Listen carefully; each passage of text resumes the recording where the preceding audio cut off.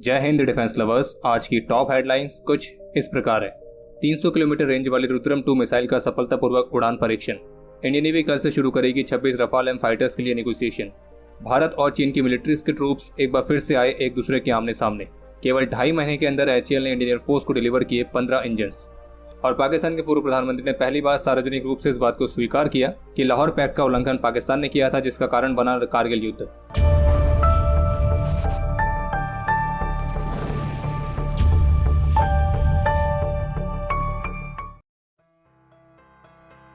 तो आज का सबसे पहला अपडेट है कि आज 29 मई को सुबह करीब 11:30 बजे इंडियन एयरफोर्स के Sukhoi Su-30 MKI fighter jet से डीआरडीओ द्वारा विकसित की गई Rudram 2 air to surface missile का सफलतापूर्वक उड़ान परीक्षण आयोजित किया गया। और इस मामले पर ऑफिशियल्स की तरफ से दी गई जानकारी के मुताबिक आज के इस उड़ान परीक्षण में इस रुद्रम 2 मिसाइल ने अपने सभी ट्रायल ऑब्जेक्टिव्स को सफलतापूर्वक पूरा किया है। और आज के परीक्षण में खास तौर पर इस मिसाइल के प्रोपल्शन सिस्टम और कंट्रोल एंड गाइडेंस एल्गोरिदम को वैलिडेट किया गया।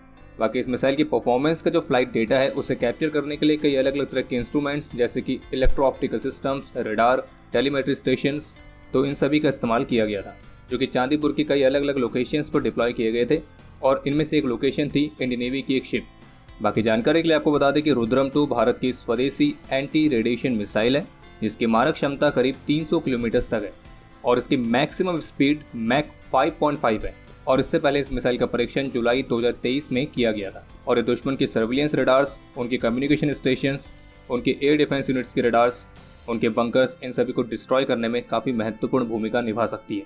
या अगर दूसरे शब्दों में कहें तो इस मिसाइल की मदद से दुश्मन की रेडार्स, उनके कम्युनिकेशन सिस्टम्स, उनके सर्विलियंस स्टेशंस, इन सभी को डिस्ट्रॉय करके दुश्मन को अंधा और बहरा बनाया जा सकता है। इसके अलावा एक महत्वपूर्ण अपडेट यह है कि इंडियन आर्मी ने centre for development of advance computing के साथ एक MOU साइन किया है। और इस MOU के तहत दोनों ऑर्गेनाइजेशंस मिलकर डिफेंस सेक्टर में R&D और इनोवेशंस को प्रमोट करेंगे और स्वदेशीकरण को महत्वपूर्ण तरीके से बढ़ावा दिए जाने पर फोकस किया जाएगा। और Indian army centre for development of advance computing की एक्सपर्टीज की मदद से अपनी ज़रूरतों के हिसाब से स्वदेशी टेक सॉल्यूशंस को डेवलप करेगी। कल गुरुवार से फ्रांस का एक डेलीगेशन भारत के ऑफिशियल विजिट पर होगा और फ्रांस के इस डेलीगेशन के साथ इंडियन नेवी औपचारिक रूप से 26 रफाल एम फाइटर्स की खरीद के लिए निगोसिएशंस को स्टार्ट करेगी। और इस दौरान 26 रफाल एम फाइटर्स की कीमत पर मुख्य रूप से निगोसिएशन चलेगा। और फ्रांस के इस डेलीगेशन में उनके रक्षा मंत्रालय के ऑफिशियल्स के साथ साथ डसॉल्ट एविएशन और थेल्स जैसे ओरिजिनल इक्विपमेंट मैन्युफैक्चरर्स के ऑफिशियल्स भी मौजूद रहेंगे। बाकी मीडिया रिपोर्ट्स के मुताबिक फोकस इस बात पर किया जाएगा कि ये जो डील है ये इस फिस्कल ईयर में साइन हो जाए ताकि एयरक्राफ्ट की डिलीवरी इंडियन नेवी को समय पर मिल सके। वैसे आपको बता दें कि एयरक्राफ्ट की डिलीवरी कॉन्ट्रैक्ट साइन होने के लगभग 3 वर्षों के बाद शुरू होगी। और इन 26 रफाल एम फाइटर्स में से 22 सिंगल सीट वाले होंगे और जबकि 4 ट्विन सीट वाले। इसके अलावा एक अपडेट यह है कि भारत की लीडिंग अनमैन्ड सॉल्यूशंस प्रोवाइड कराने वाली कंपनी जिसका नाम है दक्ष अनमैन्ड सिस्टम्स, तो इन्होंने फ्रांस के एक सॉफ्टवेयर फर्म जिसका नाम है डसॉल्ट सिस्टम्स, तो इनके साथ पार्टनरशिप करी है। और इस पार्टनरशिप के तहत जो दक्ष अनमैन्ड सिस्टम है वो डसॉल्ट सिस्टम्स के 3D एक्सपीरियंस प्लेटफॉर्म का इस्तेमाल करके अलग अलग रेंज के और भी advance unmanned aerial system solutions को विकसित करने पर काम करेगी, जिन्हें डिफेंस, सर्विलियंस, एग्रीकल्चर, इस तरह के अलग अलग एप्लीकेशंस में इस्तेमाल किया जा सकेगा।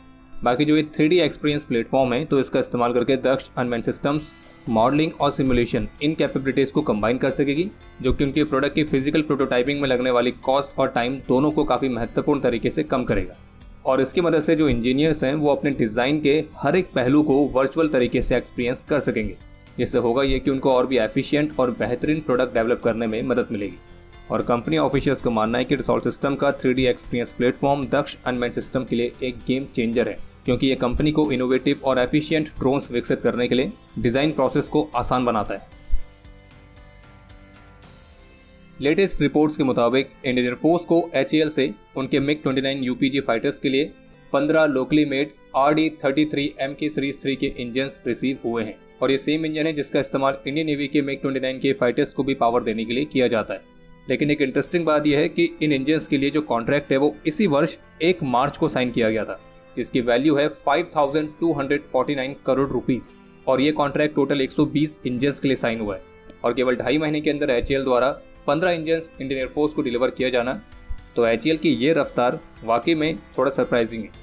बाकी इसके अलावा एक इंटरेस्टिंग अपडेट यह है कि आज UN पीस कीपर्स डे की 76th एनिवर्सरी पर एक बहुत ही कमाल की वीडियो सामने आई है, जो कि है इंडियन वर्सेस चाइनीज ट्रूप्स की टग ऑफ वॉर की। जो कि यूएन पीस कीपिंग मिशन के तहत सूडान में डिप्लॉयड भारत और चीनी ट्रूप्स के बीच कंडक्ट हुआ था। बाकी जिस तरह से गलवान के समय इंडियन आर्मी के ट्रूप्स ने चाइनीज आर्मी ट्रूप्स को गोलगप्पे खिलाए थे, तो उसी तरह से इस टग ऑफ वॉर में भी गोलगप्पे तो नहीं खिलाए, लेकिन हाँ, इस टग ऑफ वॉर को जीत कर इस बात को फिर से साबित जरूर कर दिया कि ग्राउंड पर इंडियन आर्मी का मुकाबला चाइनीज आर्मी नहीं कर सकती। बाकी जो टग ऑफ वॉर की वीडियो सामने आई है एग्जैक्टली अबे रीजन की है, जो कि सूडान और साउथ सूडान के बीच एक डिस्प्यूटेड टेरिटरी है। और अबे के लिए यूएन की इंटरिम सिक्योरिटी फोर्स में भारत की तरफ से 591 मिलिट्री पर्सनल और चीन की तरफ से केवल 152 पर्सनल ने अपना योगदान दिया है। और जबकि पूरे यूएन पीस कीपिंग मिशन की बात की जाए तो भारत अब तक अलग अलग शांति अभियानों में लगभग 2,87,000 सैनिकों की सेवाएं उपलब्ध करा चुका है, जो कि किसी भी अन्य देश की तुलना में सबसे ज्यादा है। यानी कि आप कह सकते हैं कि यूएन पीस कीपिंग मिशन में शांति के सबसे ज्यादा सिपाही भारत की तरफ से हैं। और यूएन फ्लैग के अंडर हमारे करीब 168 पीस कीपर्स ने अपना सर्वोच्च बलिदान भी दिया है। और हर वर्ष आज के दिन यूएन और दुनिया भर के तमाम देश उन पुरुष और महिला सैनिकों की कार्यकुशलता, समर्पण, साहस को श्रद्धांजलि अर्पित करते हैं, जिन्होंने यूएन पीस कीपिंग मिशंस में अपनी सेवाएं दी हैं और अभी भी सेवा कर रहे हैं। और आज का ये दिन उन लोगों के बलिदान की स्मृति में भी मनाया जाता है, जिन्होंने शांति के लिए अपने प्राणों की आहुति दी है।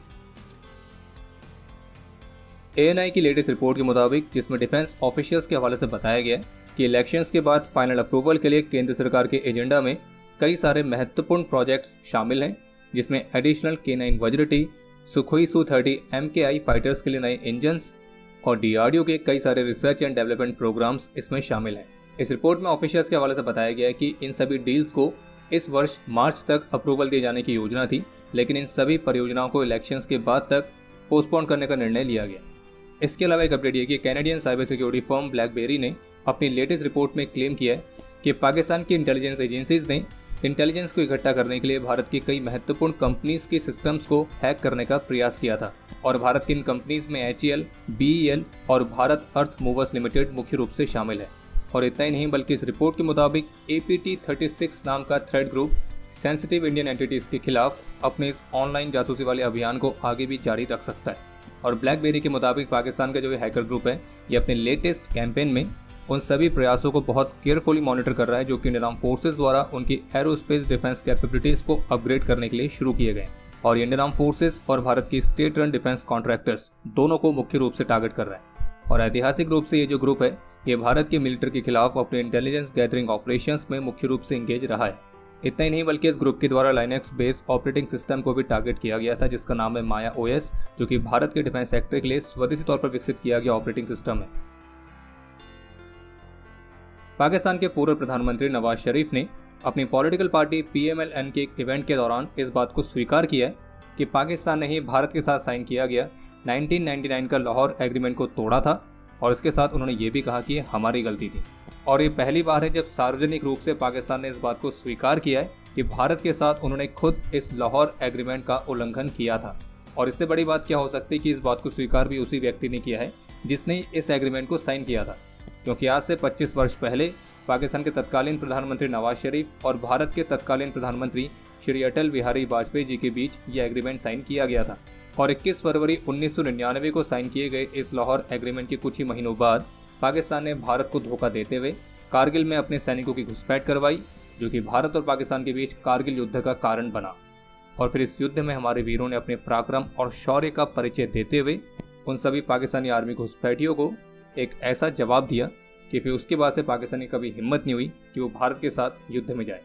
बाकी कारगिल से याद आया, कारगिल युद्ध के हमारे सभी वीरों के सम्मान के लिए हमने squadron.in पर कारगिल स्पेशल कलेक्शन लॉन्च किया है, जो कि आपको पसंद जरूर आएगा और उसे आप विजय कूपन कोड के साथ स्पेशल डिस्काउंट में बाय कर सकते हैं। बाकी लिंक वीडियो के डिस्क्रिप्शन में दिया गया।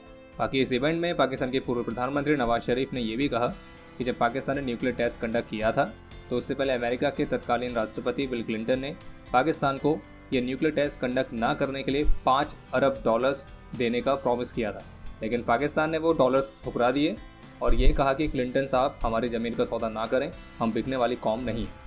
खैर कमाल की बात यह कि बिकने के बाद भी वो कर रहे हैं जो अपने आप को पता नहीं किन किन देशों को ऑलरेडी बेच चुके हैं। बस फ़र्क ये है कि पाकिस्तान के मालिक हर बार अलग अलग रहे हैं, जैसे कि वर्तमान समय में पाकिस्तान के असली मालिक चीन है। और ऐसी भी कुछ रिपोर्ट्स देखने को मिल रही हैं कि चीन पाकिस्तान पर दबाव बना रहा है कि पाकिस्तान बलूचिस्तान और वजीरिस्तान में एक बड़ा मिलिट्री का ऑफेंसिव एक्शन लॉन्च करे। और अगर आपको बलूचिस्तान का इतिहास जानना है, उनकी सच्चाई जाननी है, तो उस पर एक video already defence site channel पर अपलोड की गई है, आप उसको देख सकते हैं। उससे आपको काफ़ी कुछ नया जानने को मिलेगा। और अब समय है आज के इतिहास का। आज के दिन 1984 में ऑपरेशन मेघदूत के हिस्से के तौर पर सियाचिन ग्लेशियर में एक एवलांच में हमारे 20 वीरों ने अपना सर्वोच्च बलिदान दिया था। आज के दिन 1987 में ऑपरेशन मेघदूत के ही हिस्से के तौर पर सियाचिन में देश के प्रति अपना कर्तव्य निभाते हुए सेकंड लेफ्टिनेंट राजीव पांडे, नायब सूबेदार हेमराज शर्मा, हवलदार मुल्कराज, हवलदार अवतार सिंह, नायक Kuldeep Singh, rifleman Ved Prakash, rifleman Dalip Kumar, rifleman Giridhari लाल, राइफलमैन श्यामलाल, राइफलमैन शिवराम और राइफलमैन कश्मीरी लाल ने भी अपना सर्वोच्च बलिदान दिया था।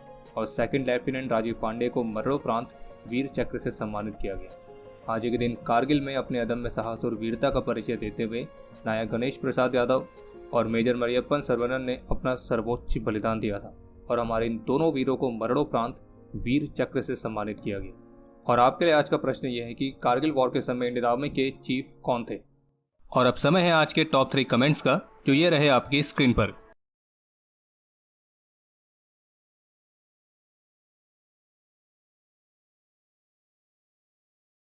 तो हमारे आज के इस एपिसोड के लिए इतना ही। उम्मीद है आपको एपिसोड पसंद आया होगा। पसंद आया तो वीडियो को लाइक जरूर करें। कोई भी सुझाव या सवाल हो तो उसके लिए कमेंट सेक्शन ओपन है। और अगर आपने अभी तक डिफेंस स्कॉट की सुपर ऐप को डाउनलोड नहीं किया है तो आज ही डाउनलोड करें और एक्सप्लोर करें डिफेंस की दुनिया को एक अलग तरह से।